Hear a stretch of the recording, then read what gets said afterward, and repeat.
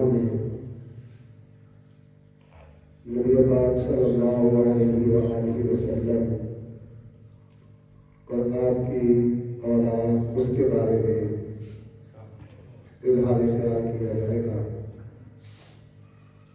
ویسے تو ہم ماشاءاللہ مسلمان ہیں، سارے اللہ کے رسول کے ساتھ محبت رکھتے ہیں، لیکن بعض لوگوں کو آپ کی اولاد کے متعلق علم نہیں ہے، اور یہ سوال بھی اکثر پوچھا جاتا ہے کہ آپ کی اولاد، بیٹے اور بیٹیاں، بیویاں، ان کی تعداد کیا ہے، ان کی سیرت کیا ہے، ان کے متعلق اسلام جو ہے وہ کیا کہتا ہے۔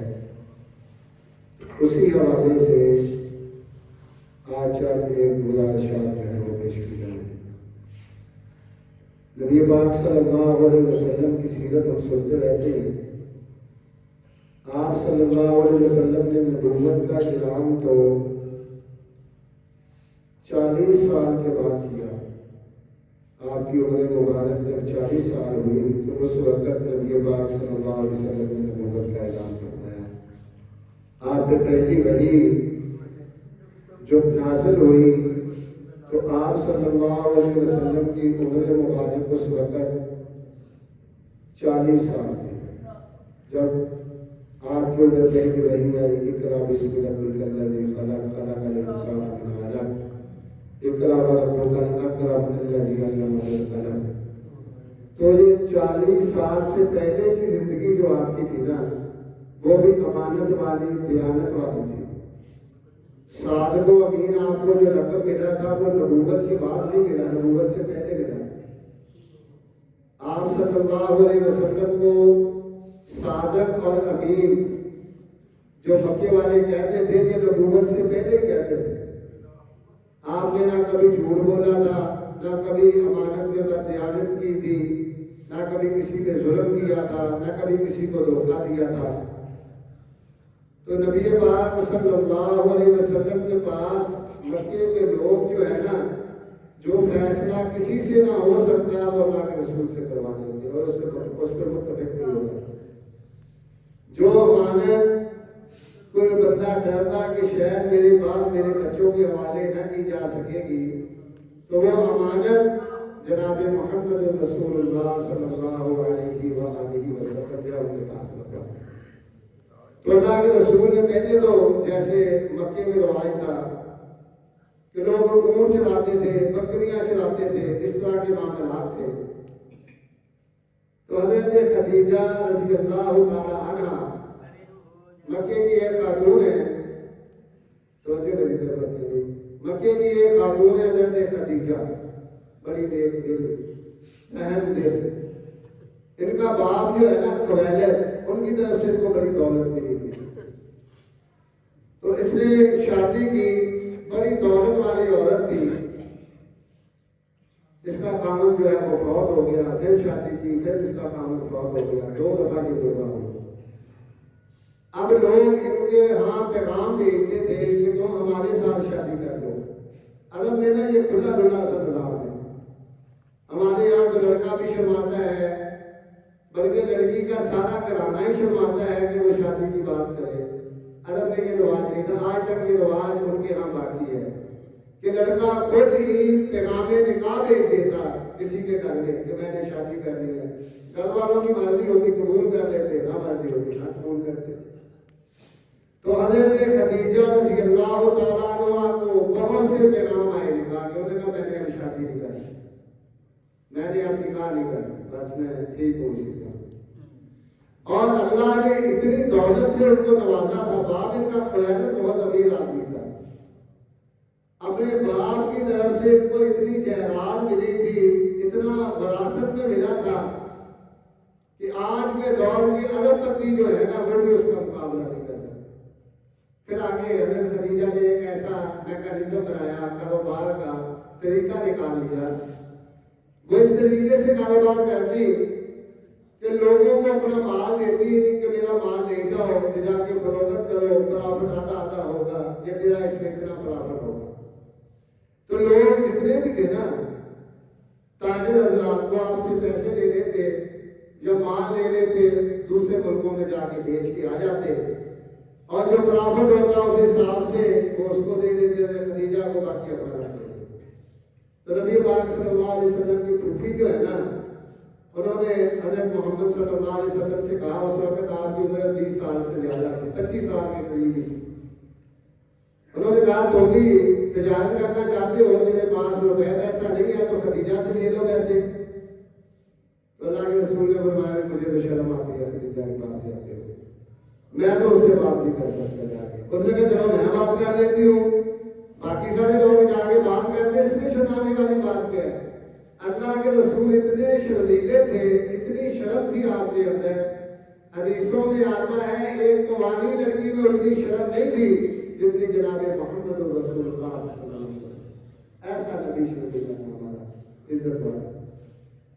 تو ان کی پھوپھی نے بات کی تو اس نے کہا ٹھیک ہے لے جائے، باقی لوگوں کے لیے جاتے ہیں وہ لے جائے۔ اللہ کے رسول ان کا مال لے کے نا ساتھ ان کا شام کے ملک میں گئے، ساتھ اس کا ایک ملازم بھی گیا، اس کا غلام تھا ایسا بڑا مشہور یہ واقعہ کتب حدیث میں ہے۔ نبی پاک صلی اللہ علیہ وسلم کی ابھی 25 سال کے قریب عمر ہے، نبوت نہیں ملی، کوئی آسمان سے احکامات نہیں آئے، کوئی قرآن نازل نہیں ہوا، کوئی وحی نازل نہیں ہوئی۔ آپ نے میسرہ سے کہا میسرہ سامان جو ہے نا اس کو اس کی کیٹیگری علیحدہ کر دو، سب سے اچھی کیٹیگری ایک بنا دو، ایک درمیانی بنا دو، ایک سب سے نکمی بنا دو، اور ان کی قیمت کا تعین کر دیا کہ اس کی یہ قیمت ہے، اس کی یہ قیمت ہے، اس کی یہ۔ میسرہ نے کہا ایسے تو نہیں چلتا یار، منڈی میں تو مکس کر کے مال بیچا جاتا ہے، دکھایا اور جاتا ہے، بیچا اور جاتا ہے، اوپر اور ہوتا ہے، نیچے اور ہوتا ہے۔ اللہ کے رسول نے فرمایا میں نے ایسے نہیں کرنا۔ اس نے کہا ایسے منافع کم ملے گا، بنا نہیں منافع کم نہیں ملے گا، منافع بہت ملے گا، تو بے فکر رہو۔ اب لوگ آئے جو پوچھتا نا تو اللہ کے رسول اس کو بتاتے یہ نکما مال ہے، اس میں یہ کمی ہے۔ اب کتنا بھی نکما مال ہو نا، جس کا مال ہے وہ کبھی اس میں کمی جو ہے اس کو بیان نہیں کرتا، کبھی وہ کمی بیان نہیں، وہ صرف خصوصیات بیان کرتا ہے۔ آپ دیکھ لیں شہر میں جائے بازار میں جائے ایک بندہ آپ خود ہی کہیں یہ اچھی چیز نہیں ہے تو کون خریدے گا؟ لوگوں نے کہا یار یہ ایسا بڑا اچھا تھا، یہ خود ہی کمیاں بیان کر رہا ہے، اس میں یہ کمی ہے، اس میں یہ کمی ہے، اس میں یہ کمی ہے، اس میں یہ خوبی ہے۔ قصہ مختصر کہ اللہ کے رسول کا مال ہاتھوں ہاتھ بھی کیا، پرافٹ بھی زیادہ آیا۔ آپ پہلے جتنے بڑی مال لے کے جاتے تھے نا میسرہ ان کے ساتھ بھی جاتا تھا، تو وہ اس کو کہتے تھے کہ تم کمیشن رکھ لے، کچھ میرے ساتھ چل رل مل کے کام ہم چلاتے ہیں، خدیجہ کے پاس جا کے تھوڑا منافع شو کر دیں گے۔ وہ کہتے تھے لوگ رل مل جاتے تھے لوگ۔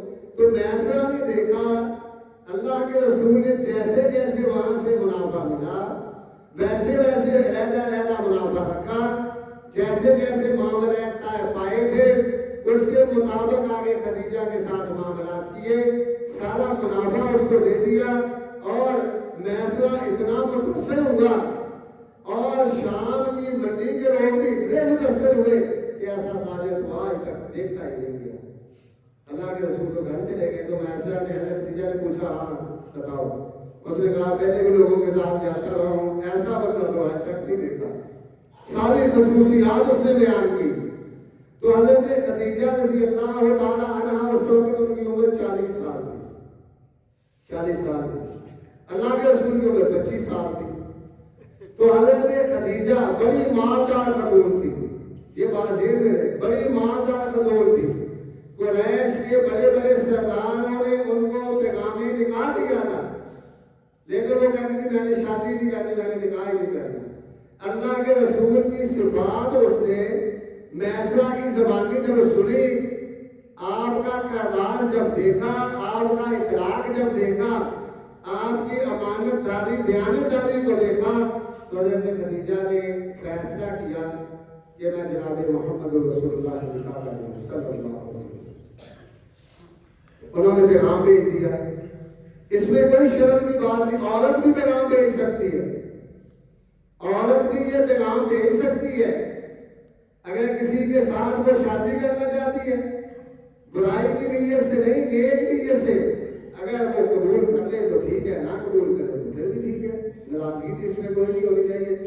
ہمارے یہاں تو ناراضگی ہو جاتی ہے نا، لوگ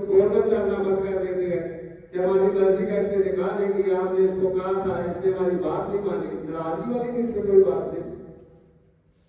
تو اللہ کے رسول نے نا اپنے چاچا ابو طالب کو بتایا کہ مجھے نکاح کا پیغام آیا ہے خدیجہ کی طرف سے. تو ابو طالب نے کہا ٹھیک ہے. سوچ کے کہا جواب دے دو کہ ہمیں بھی رشتہ قبول ہے. تو پہلی شادی ابو طالب نے نکاح کرایا اللہ کے رسول کا. تو پہلی شادی پہلا نکاح جناب محمد رسول اللہ صلی اللہ علیہ وسلم کا حضرت خدیجہ کے ساتھ ہو گیا. اب دیکھیں ذرا تصور میں لائے اس کو. اللہ کے رسول صلی اللہ علیہ وسلم نے خدیجہ کے ساتھ نکاح کر دیا. اب مال و دولت اتنی آ گئی, گھر اتنا امیر ہو گیا. اللہ کے رسول صلی اللہ علیہ وسلم کی شادی ہونے کے بعد اللہ کے رسول کے ہاتھ میں سارے اختیارات آ گئے مال و دولت کے. آپ نے اس کو تقسیم کرنا شروع کر دیا. اللہ کے راستے میں مال دینا جو ہے وہ شروع کر دیا. نبوت سے پہلے یہ مال جو ہے اللہ کے راستے میں تقسیم کرنا شروع کر دیا. اور خدیجہ کے ساتھ آپ کی شادی 25 سال رہی.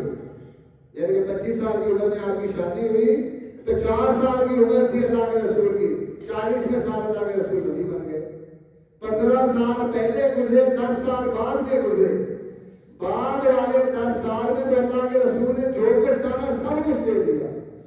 حالت یہاں تک پہنچ گئی تھی کہ گھر میں کھانے کے لیے بعض دفعہ کچھ نہیں. ایسی عورت بھی کوئی ہو سکتی ہے. خدیجہ نے یہ نہیں کہا یہ مال تیرا نہیں, جو میرا میں نہیں دوں گی. اس نے محمد رسول اللہ پہ ہر چیز کو نشاور کر دیا صلی اللہ علیہ وسلم. اللہ کے رسول نے بھی سب کچھ تقسیم کر دیا. آسمان سے خدیجہ کو سلام اللہ نے بھیجا جبریل علیہ السلام کے ذریعے کہ اللہ کے رسول صلی اللہ علیہ وسلم کو کہنا آسمان والا رب جو ہے وہ حضرت خدیجہ کو سلام کہتا ہے. یہ شان اور مقام خدیجہ کی. اللہ کے رسول صلی اللہ علیہ وسلم کی ساری اولاد سوائے ایک بیٹے کے خدیجہ کے بدن سے ہوئی. نبوت سے پہلے 3 بیٹے اللہ کے نبی صلی اللہ علیہ وسلم کے گھر میں پیدا ہوئے. 3 بیٹے اور 4 بیٹیاں. 2 بیٹے حضرت خدیجہ کے بدن سے پیدا ہوئے اور 4 بیٹیاں حضرت خدیجہ کے بدن سے پیدا ہوئی. حضرت خدیجہ نے نبی پاک صلی اللہ علیہ وسلم نے نبوت کا اعلان کیا نا, میرے شان تھے اللہ کے رسول, تو حضرت خدیجہ سب سے پہلے ایمان لائے. اگر اوور دیکھا جائے نا, ویسے تو کہتے ہیں ابو بکر سب سے پہلے ایمان لائے, وہ کٹاکٹیاں بنا کے.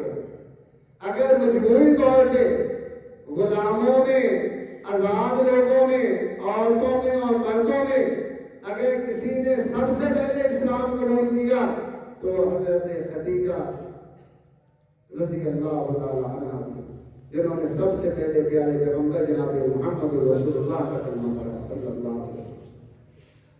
تو اللہ نے بیٹا دیا, نام رکھا قاسم اللہ کے رسول. اسی نسبت سے اللہ کے رسول کا نام جو ہے نا, کنیت جو ہے وہ ابو القاسم مشہور ہو گئی. آپ کی کنیت جیسے ابو بکر کی کنیت, بکر ان کا بیٹا تھا تو ان کو ابو بکر کہا جاتا ہے. حضرت علی کی ان کا بڑا بیٹا حسن تھا تو ان کو ابو الحسن کہا جاتا ہے. تو اللہ کے رسول صلی اللہ علیہ وسلم کے بڑے بیٹے کا نام جو تھا وہ قاسم تھا, اس لیے اللہ کے رسول صلی اللہ علیہ وآلہ وسلم جو ہے نا ان کی کنیت ابو القاسم مشہور ہو گئی. اچھا, یہ بچہ تھوڑا سا بڑا ہوا, حدیثوں میں آتا ہے سواری کے قابل ہو گیا, سواری پہ بیٹھنے لگ گیا. تھوڑا سا بڑا ہوا, اللہ نے اس کو اپنے پاس بلا دیا. پھر اللہ تبارک و تعالیٰ نے دوسرا بیٹا عطا فرمایا جس کا نام عبداللہ تھا. طیب اور طاہر اس کا لقب ہے. بعض لوگوں نے طیب طاہر زیادہ بیٹے بنا لیے, زیادہ نہیں, یہ عبداللہ کا لقب ہی طیب اور طاہر تھا. بعض نے کہا خدیجہ نے پیار سے اس کا نام طیب رکھا تھا اور جناب محمد رسول اللہ نے پیار سے اس کا نام طاہر رکھا تھا, اور اصل نام اس کا عبداللہ تھا. یہ بھی بچپن میں اللہ کے یہاں سے. پھر تیسرا بیٹا ہوا وہ خدیجہ سے نہیں ہے, وہ اللہ کے رسول نے بعد میں حضرت خدیجہ کے انتقال کے بعد جب شادی کی حضرت ماریہ سے اس کے یہاں پیدا ہوا جس کا نام ابراہیم تھا. یہ بھی بچپن میں فوت ہو گیا. یہ وہ بیٹا ہے, جب یہ فوت ہوا نا تو بڑی خوشی منائی گئی تھی. آپ جانتے ہیں کعبہ نے بڑی خوشیاں منائی تھی کہ اللہ کے رسول کا نام و نشان مل گیا. خاص طور پہ ابو لہب نے بڑی خوشی منائی تھی کہ اللہ کے رسول کا نام و نشان مل گیا. اللہ نے اس وقت یہ سورت نازل کی تھی، اِنَّا أَعْطَيْنَاكَ الْكَوْثَرَ فَصَلِّ لِرَبِّكَ وَانْحَرْ إِنَّ شَانِئَكَ هُوَ الْأَبْتَرُ۔ اے پیغمبر صلی اللہ علیہ وسلم آپ پریشان نہ ہوں، ہم نے آپ کو حوض کوثر عطا فرمایا ہے، اور آپ نماز پڑھے اور قربانی کرے، آپ کا نام و نشان نہیں مٹے گا، آپ کے دشمنوں کا نام و نشان مٹ جائے گا۔ ایسے ہی ہوا نا، اللہ کے رسول کا نام مٹ سکا؟ آج بھی گونج رہا ہے، کونے کونے میں دنیا کے آج بھی گونج رہا ہے، قیامت تک گونجتا رہے گا۔ جہاں جہاں اللہ کا نام آئے گا وہی وہی جناب محمد رسول اللہ کا نام آئے گا صلی اللہ علیہ وسلم۔ تو یہ تو تھی 3 بیٹوں کی تفصیل۔ 4 بیٹیوں سے نوازا اللہ نے۔ سب سے بڑی بیٹی زینب پیدا ہوئی حضرت خدیجہ کے گھر میں۔ 4 بیٹیاں حضرت خدیجہ کے گھر میں پیدا ہوئی، حضرت خدیجہ کے بدن سے پیدا ہوئی۔ بعض لوگوں نے نا یہ بات پھیلائی ہوئی ہے، خاص طور پہ ہمارے یہاں ایک فرقہ ہے جو اس قسم کی باتیں کہتا ہے، استغفر اللہ نعوذ باللہ۔ وہ پتہ کیا کہتے ہیں؟ جی نہیں ایک ہی بیٹی ہے بس فاطمہ، باقی 3 بیٹیوں کا وہ انکار کرتے ہیں، 3 بیٹیوں کو ماننے کے لیے وہ تیار نہیں۔ حالانکہ کتب حدیث بنی ہوئی ہیں، تاریخ اس بات کی گواہ ہے کہ اللہ کے رسول کی 4 بیٹیاں تھیں، سب سے بڑی بیٹی تھی زینب۔ وہ پیدا ہوئی جب وہ جوان ہوئی، میں ساتھ ساتھ یہ بھی بتاتا جو ان کی شادی پھر کس سے ہوئی۔ جب یہ جوان ہوئی نا زینب، تو اللہ کے رسول صلی اللہ علیہ وسلم کی ایک سالی تھی، حالہ تھا اس کا نام، خدیجہ کی بہن، یعنی کہ زینب کی خالہ، اس کا نام تھا حالہ بنت خویلد۔ وہ بھی مکہ میں تھی، وہی ان کی شادی ہوئی تھی۔ ان کا بیٹا تھا، اس بیٹے کا نام جو ہے نا لقیت تھا، لقیت بن ربیہ، باپ کا نام ربیہ تھا۔ ربیہ اور عفان جو حضرت عثمان رضی اللہ تعالیٰ عنہ کے والد ہیں، عثمان بن عفان، عفان اور ربیہ آپس میں بھائی تھے، تو ان کے ہاں ان کی یعنی کہ شادی حالہ کی ربیہ کے ساتھ شادی ہوئی تھی، حضرت عثمان کے چچا کے ساتھ۔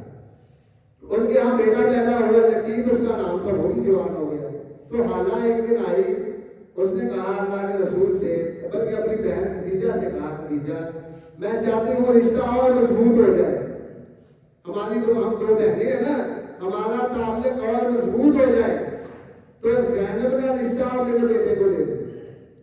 اس نے کہا ٹھیک ہے، میں مشورہ کروں گی۔ یہ نبوت سے پہلے کی بات ہے، اللہ کے رسول ابھی نبی نہیں بنے۔ اب یہاں سے آپ یہ بھی اندازہ لگائیں کہ عرب کے لوگ بچیوں کی شادی کتنی چھوٹی عمر میں کر دیتے تھے، جوان ہوتے ساتھ ہی بچیوں کی شادی کر دیتے۔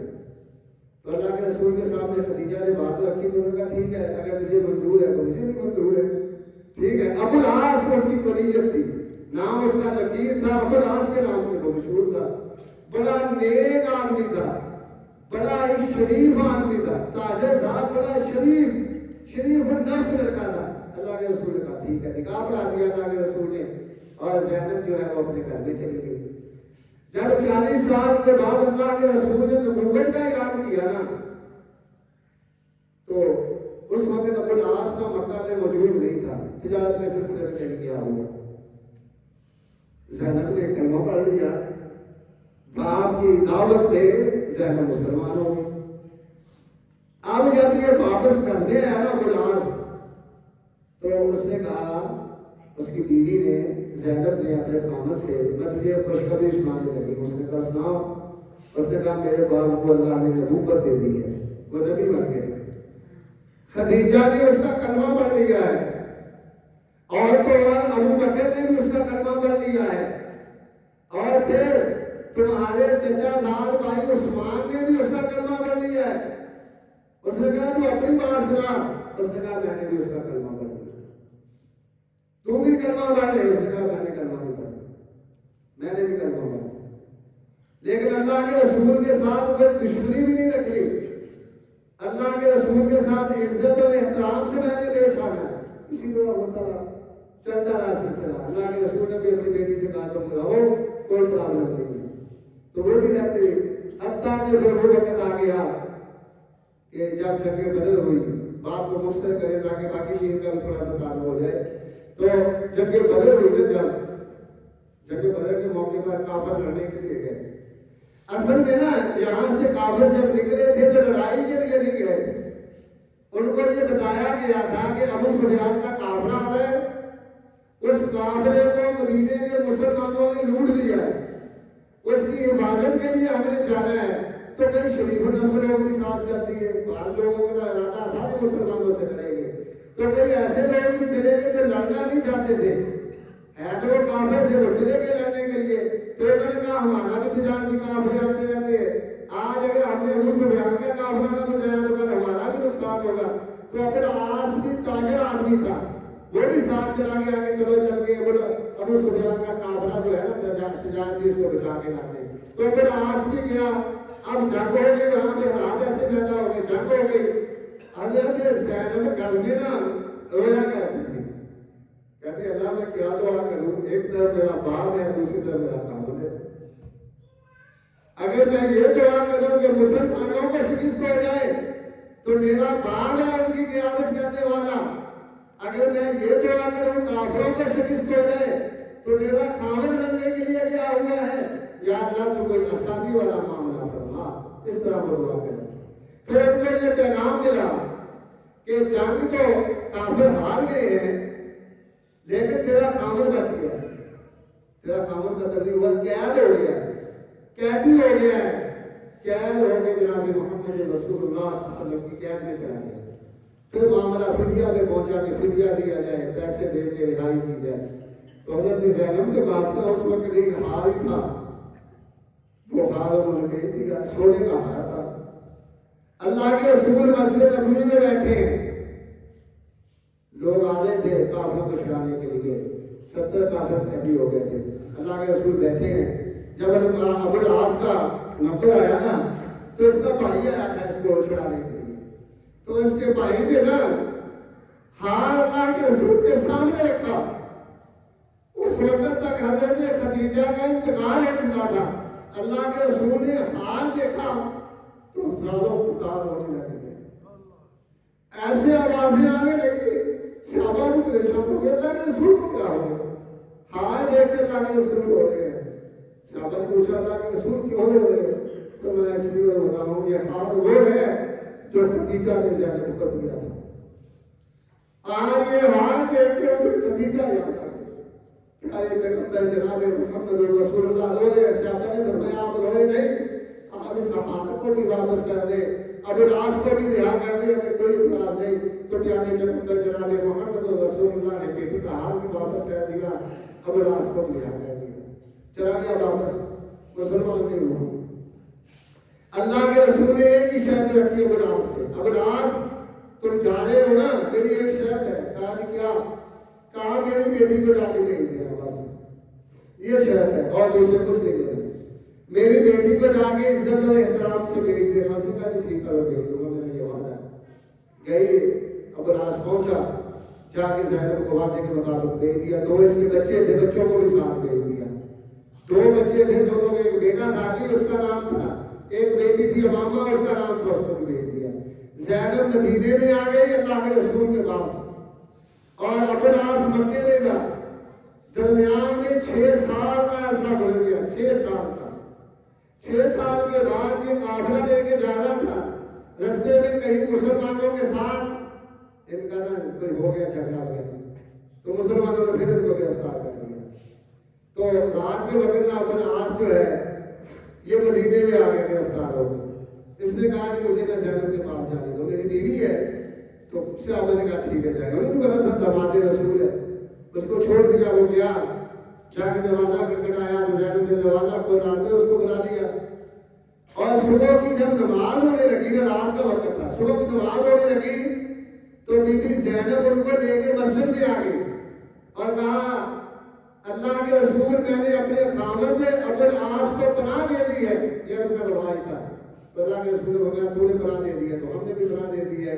تو صحابہ نے اسے کہا یا تو کلمہ ہی پڑھ لے، مسلمان ہو جا، تیری اسلام کے ساتھ کوئی عداوت تو ہے نہیں، تو کلمہ پڑھ کے مسلمان ہو جا. اس نے کہا میں نے ابھی نہیں کلمہ پڑھنا، میں واپس جاتا ہوں. دیکھو کتنا امانت دار دیانت دار بندہ تھا.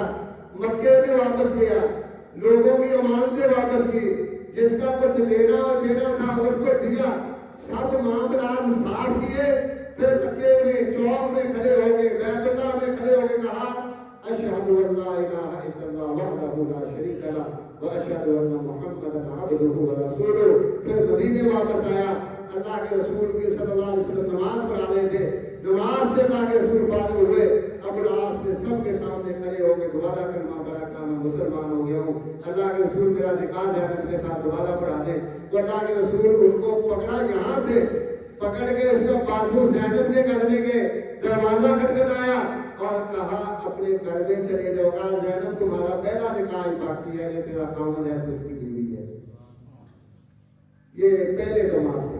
دوسرے دماغ تھے حضرت عثمان رضی اللہ عنہ، دوسری بیٹی تھی اللہ کے رسول کی رقیہ، اللہ کے رسول نے اس کی شادی بھی نبوت سے پہلے عثمان کے ساتھ کی تھی، نبوت کے بعد بھی نبوت سے پہلے۔ اور پھر حضرت عثمان رضی اللہ تعالیٰ عنہ جب حبشہ ہجرت کر کے مسلمان گئے نا، تو حضرت عثمان رضی اللہ تعالیٰ عنہ اپنی بیوی کو لے کے حبشہ میں ہجرت کر گئے، چلے گئے ہجرت کر کے، مکہ میں نکاح کا ہوا تو ہجرت حبشہ کی حضرت عثمان رضی اللہ تعالیٰ عنہ۔ تو رقیہ اللہ کے رسول نے فرمایا تھا یہ حضرت ابراہیم کے بعد پہلا جوڑا ہے۔ حضرت عثمان کی شان اور سنتے رہتے کتنے مقام والے ہیں جنہیں اللہ کے رسول کی زبان سے بار بار جنت کی خوشخبری ملی تھی۔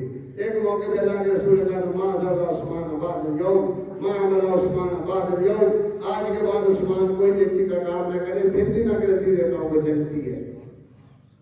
تو اللہ کے رسول نے اپنا داماد بنایا عثمان کو، فرمایا حضرت ابراہیم کے بعد یہ پہلا جوڑا ہے جس نے اسلام کی خاطر اور اللہ کی خاطر ہجرت کی ہے۔ پھر حضرت عثمان وہاں سے مکہ واپس آ گئے ہجرت کے بعد، کہ بعد یہ مشہور ہو گئی تھی کہ مکے والے مسلمان ہو گئے، حضرت عثمان واپس آ گئے تو یہاں حالات وہی تھے۔ پھر یہاں سے ہجرت کر کے لوگ مدینے گئے تو عثمان کی دو ہی ہجرت انہوں نے کی، ڈبل ہجرت، پہلے حبشہ کی طرف ہجرت کی، اللہ کے رسول کی بیٹی ساتھ ہے رقیہ، پھر مدینہ کی طرف ہجرت کی۔ پھر مدینہ میں جب جنگ بدر ہونے والی تھی نا، اس وقت رقیہ بہت بیمار تھی، ان کے بدن سے بھی ایک بیٹا پیدا ہوا تھا عثمان کا، رقیہ کے بدن سے، جس کا نام عبداللہ تھا، 6 سال کا ہو کے یہ فوت ہوا۔ تو عثمان رضی اللہ تعالیٰ عنہ بھی جنگ بدر کے لیے تیاری شیاری کر کے آئے، اللہ کے رسول نے فرمایا تم گھر میں رہو، تمہاری بیوی بیمار ہے تم اس کی خدمت کرو، ہم تمہیں یہی سمجھے کہ تم ہمارے ساتھ شامل ہو۔ چلے گئے سارے صحابہ، عثمان اس کو بڑا کام کرتے تھے کہ میں بدر میں نہیں جا سکا۔ اللہ کے رسول نے فرمایا میں یہ اعلان کرتا ہوں کہ تم بدری سے آتی ہے، حالانکہ بدر میں گئے نہیں، مقام وہی ملا، عزت وہی ملی، انعامات وہی ملے، پیچھے رقیہ بیمار ہو گئے۔ حضرت عثمان سے روزانہ پوچھتے، پہلے بیمار تھی، بیماری میں اضافہ ہو گیا، روزانہ پوچھتی کوئی خبر آئی ہے؟ ادھر منافق یہ خبریں پھیلا رہے تھے مسلمانوں کو نقصان ہو گیا ہے، فلاں بھی مارا گیا، فلاں بھی شہید ہو گیا، شکست ہو گئی، اس طرح کی افواہیں پھیل رہی تھی۔ تو عثمان سے روزانہ کہتے جاؤ اس رستے پہ بیٹھو، جو بدر کی طرف سے آتا ہے وہ خبر آئے، میرے باپ کی خبر آئے۔ اسی طرح یاد کرتے کرتے حضرت رقیہ کا انتقال ہو گیا، ادھر مسلمانوں کو فتح مل گئی۔ جب اللہ کے رسول صلی اللہ علیہ وسلم آئے، دیکھا عثمان نہیں ہے، کہا اللہ کے رسول نے پوچھا عثمان کہاں ہے؟ کہا ان کی بیوی کا انتقال ہو گیا تو قبرستان نہیں ہے بیوی۔ بعد میں آتا ہے کہ حضرت عثمان وہاں پہ تھے، پوچھا کہا میری بیٹی استقبال کے لیے نہیں آئی، کہا جی اس کا انتقال ہو گیا۔ اللہ کے رسول صلی اللہ علیہ وسلم کی آنکھوں سے آنسو جاری ہو گئے، آپ سیدھے قبرستان میں گئے اور جا کے اپنی بیٹی کی دوبارہ نماز جنازہ پڑھائی، اس کے لیے دعائیں مغفرت کی۔ عثمان بڑے پریشان کرے ہیں، آنکھوں میں آنسو جاری ہیں۔ لوگوں نے کہا عثمان تو کیوں ہوتا ہے، اور بیویاں مل جائے گی؟ کہا نہیں اس لیے نہیں ہوتا کہ بیوی اور نہیں ملے گی، اس لیے روتا ہوں۔ پہلے لوگ کہتے تھے یہ محمد رسول اللہ کا نماز ہے، بڑا اعزاز تھا صلی اللہ علیہ وسلم، آج اس سے محروم ہو گیا۔ اللہ کے رسول آئے، عثمان کے کندھے پہ ہاتھ رکھا، فرمایا پریشان نہ ہونا، میری دوسری بیٹی ہے ام کلثوم، یعنی کہ یہ تیسری بیٹی تھی ترتیب کے لحاظ سے، ام کلثوم میری دوسری جو بیٹی ہے، غیر شادی شدہ ہے، عثمان میں تیرے ساتھ اس کا نکاح کر دوں گا۔ قبرستان میں کہہ دیا، ادھر ہمارے یہاں بھی کسی کو بہت ہو جائے نا تو وہ دوسری دے دے، وہ لوگ باتیں کر ابھی تو ہوں مری کل مری جا کے نکاح بھی دیتا آج یہ رشتے دیا کرنا بھی شروع کر لی اور کفن بھی پہنا نہیں ہوا۔ اور اللہ کے بندوں اگر داماد کے ساتھ رشتہ اتنا مضبوط ہو، داماد کے ساتھ تعلق اتنا مضبوط ہو، کسی نے کہہ بھی دیا تو جو تعریفی الفاظ ہیں اس کی یہ کمی نہیں ہے کہ آپ کہیں کہ اس نے یہ بات کیوں کہی ہے۔ اللہ کے رسول صلی اللہ علیہ وسلم نے قبرستان میں کہہ دیا عثمان غم نہ کرو میں اپنی دوسری بیٹی کا نکاح تیرے ساتھ کر دوں۔ پھر اللہ کے رسول نے دوسری بیٹی ام کلثوم کا نکاح بھی عثمان کے ساتھ کر دیا، اس سے کوئی اولاد پیدا نہیں ہوئی۔ اور چوتھی بیٹی تھی بی بی فاطمہ سیدۃ النساء اہل الجنہ، جسے اللہ کے رسول نے کہا تھا یہ جنتی عورتوں کی سردار ہے۔ اور اللہ کے اتفاق دیکھیے ساری اولاد اللہ کے رسول کی آپ کی زندگی میں فوت ہو گئی، ساری اولاد، بیٹے بھی تینوں فوت ہو گئے، بیٹیاں بھی تینوں ہی فوت ہو گئی، ایک بیٹی فاطمہ زندہ رہی بس، باقی ساری فوت ہو گئے۔ اور ایک تو داماد ابن عاص بھی فوت ہو گیا، جب زینب فوت ہوئی نا تھوڑی سال کے بعد تقریباً زینب فوت ہو گئی، جب ان کی صلح ہوئی واپس وہ آیا تو سال کے بعد فوت ہو گئی۔ کہتے ابن عاص نے یہ غم اتنا لیا، لوگ اس کو کہتے تھے اور نکاح کرتے، اس نے کہا میں نے اور نکاح نہیں کرنا۔ ایک سال کے اندر اندر ابن عاص کا بھی انتقال ہو گیا، یعنی کہ پیارے پیغمبر جناب محمد رسول اللہ کے داماد کا بھی انتقال ہو گیا۔ اور یہ دو بیٹیاں جو عثمان کے نکاح میں آئی جن کا بھی انتقال ہو گیا، تو آخری بیٹی فاطمہ تھی۔ بڑے بڑے پیغامات آئے نکاح کے، تو حضرت علی چاہتے تھے کہ میرا نکاح ہو جائے، چاچا لال بھائی بھی تھے، اللہ کے رسول صلی اللہ علیہ وسلم کی پرورش میں بھی تھے۔ کہتے ایک دن گئے، یہ میں ذہن بنا کے کہ آج میں نے کہنا کہ میری شادی فاطمہ سے کر دو، حوصلہ نہیں ہو سکتا۔ دوسرے دن پھر گئے، پھر حوصلہ نہیں ہو سکا۔ تیسرے دن پھر گئے، اللہ کے رسول میں کوئی بات ہے علی، جو بات ہے نا دل میں بیٹھ کر بندہ سمجھ جاتا ہے نا کہ بندہ کیسے آ جائے، کوئی بات تو ہوگی۔ تو حضرت علی نے شرماتے ہوئے بتایا کہ میں چاہتا ہوں کہ فاطمہ کے ساتھ میری شادی ہو جائے، تو میں کوئی چیز بھی ہے حق میں دینے کے لیے کاج مچھلی ذرا ہی ہے بس جو پہن کے جنگ پہ جاتا ہوں۔ تو میں ٹھیک ہے اس کو فروخت کر دے، اس کو فروخت کر کے کوئی درم و دینار جمع کر شادی کا خرچہ بولا کر۔ اور میرے بڑے مزے کی بات ہے، کہتے تھے عثمان کے پاس حضرت علی پہنچ گئے، وہ ذرا لے کے کہا یہ خرید لو۔ عثمان نے کہا کس لیے خرید لوں، وجہ بتاؤ گا، شادی کروا دوں گا۔ کہا جناب محمد رسول اللہ صلی اللہ علیہ وسلم سیدۃ النساء اہل الجنہ سے نکاح ہو رہا ہے۔ داماد علی اتنا غریب ہے، اتنا غریب ہے، حق مہر میں دینے کے لیے کچھ نہیں ہے، پہننے کے لیے کپڑے نہیں ہیں، رہنے کے لیے رہائش نہیں ہے، کوئی جہیز بنانے کوئی چیز نہیں ہے جو بنا کے لے کے جانے، کچھ بھی نہیں۔ تو حضرت عثمان نے کہا چلو کتنے پیسے چاہیے؟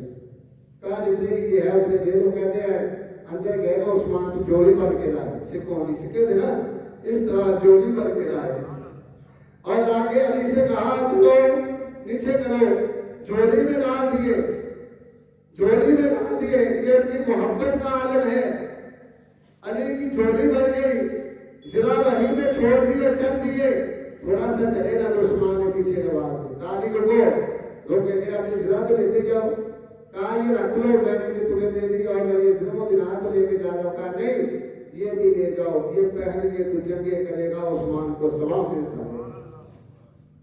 یہ چوتھی بیٹی فاطمہ سیدۃ النساء اہل الجنہ، اس کا نکاح شیر خدا جس کو اللہ کے رسول نے اسم اللہ کہا، جس نے خیبر کا قلعہ فتح کیا، جسے اللہ کے رسول نے کہا تو ایسے ہے جیسے موسیٰ علیہ السلام کے لیے ہارون علیہ السلام تھے، جنہیں اللہ کے رسول نے اپنا نائب امام بنا کے مدینے میں گئے، اور اس کے ساتھ پیارے پیغمبر جناب محمد رسول اللہ نے نکاح کر دیا۔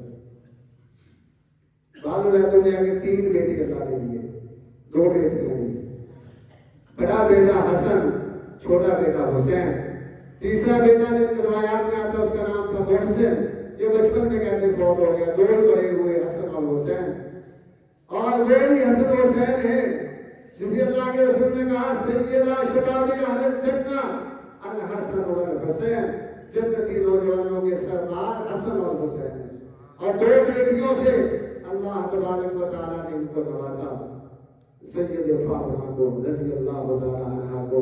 اس طرح یہ آپ کے دمادوں کی تفصیل ہے۔ حضرت علی کی فضیلت کو تو آپ جانتے ہیں، خلیفہ راشد بھی بنے، بعد میں بڑی اللہ نے ان کو زندگی دی، کئی شادیوں انہوں نے بعد میں بھی کی، لیکن فاطمہ کی موجودگی میں کوئی شادی نہیں کی۔ آپ کو مزے کی بات بتاؤں، ایک دفعہ حضرت جی کا ذہن بن گیا کہ دوسری شادی کروں، اگر میں چونکہ رواج تھا، فاطمہ کو بھی پتہ چل گیا کہ یہ شادی دوسری کروانے لگے۔ کروانے پتہ کس سے لگی ہے؟ ابو جہل کی بیٹی سے۔ ابو جہل کے گھر پہ پیغام بھیجا، میں نے نکاح کرنا ہے، دشمنیاں بھی ہیں، رشتے داریاں بھی ہیں۔ اس نے قبول کر لیا، ٹھیک ہے جی، علی کو رشتہ دینے کے لیے تیار ہو گئے۔ فاطمہ کو پتا چلا تو وہ گھر میں رو گئی تھی۔ اللہ کے رسول نے پوچھا فاطمہ کیوں رو رہی ہو؟ کہا علی اور نکاح کر رہے ہیں ابو جہل کی بیٹی کے ساتھ۔ اللہ کے رسول نے صحابہ کو بلا لیا، صحابہ کو بلا لیا۔ آپ نے فرمایا اللہ کے رسول کی بیٹی اور اللہ کے دشمن کی بیٹی ایک گھر میں جمع نہیں ہو سکتی۔ اللہ کے دشمن کی بیٹی اور اللہ کے رسول کی بیٹی ایک گھر میں جمع نہیں ہو سکتی۔ جب یہ بات کی نا تو علی کو بھی پتہ چل گیا، کہا اللہ کے رسول میں اب اس ارادے کو ترک کر دیتا ہوں، اور انہوں نے پھر دوسری شادی کی۔ گویا کہ اللہ کے رسول کو فاطمہ کے ساتھ اتنی محبت تھی کہ ذرا سی اس کی تکلیف پہ اللہ کے رسول بے چین ہو گئے، ذرا کسی تکلیف پہ۔ اللہ کے رسول نے فرمایا تھا جس نے فاطمہ کو تکلیف دی، فاطمہ تو بضعۃ منی، فاطمہ ایسے ہے میرے دل کا ٹکڑا ہے۔ جس نے اس کو تکلیف دی اس نے جناب محمد رسول اللہ کو تکلیف دی صلی اللہ علیہ وسلم۔ تو اللہ کے رسول کا یہ خاندان سارا ہی قابل احترام، آپ کی اولاد بھی قابل احترام، آپ کی بیویاں بھی قابل احترام، آپ کی بیٹیاں بھی قابل احترام، یہ سارے لوگ قابل احترام ہیں۔ آج میں نے تھوڑا سا اس کا تعلق اس لیے پیش کیا کہ تاکہ ہمیں پتہ چلے کہ جناب محمد رسول اللہ صلی اللہ علیہ وسلم کے داماد کون تھے، آپ کی بیٹیاں کون تھیں، آپ کے بیٹے کون تھے۔ امید ہے کہ آپ کو اس سے بہت فائدہ ہوا ہوگا۔ تو اللہ تبارک و تعالیٰ ہمیں جناب محمد رسول اللہ کے